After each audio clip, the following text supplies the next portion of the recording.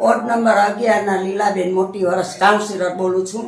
આપણા વોર્ડમાં મનસુખભાઈ માંડવિયા જેવા આપને આરોગ્ય મંત્રી મળ્યા છે, તો એમના માટે કરીને હું તમને વિનંતી કરું છું કે એમના માટે 2 મત તો આપણે ફરજિયાત આપવા જ પડશે, કારણ કે એને આપણે છે ને કોરોનામાં વેક્સિનની જે સહાય આપી છે એ આરોગ્ય મંત્રી હતા એટલે આપી છે, બરાબર.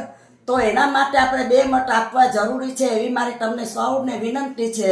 અને બીજું કે આપણા ધારાસભ્ય અર્જુનભાઈ પણ આપણા વિસ્તારના ધારાસભ્ય છે ને એને પણ આપણા વિસ્તારમાં ખૂબ મહેનત કરી છે ને હું પણ ખૂબ મહેનત કરું છું.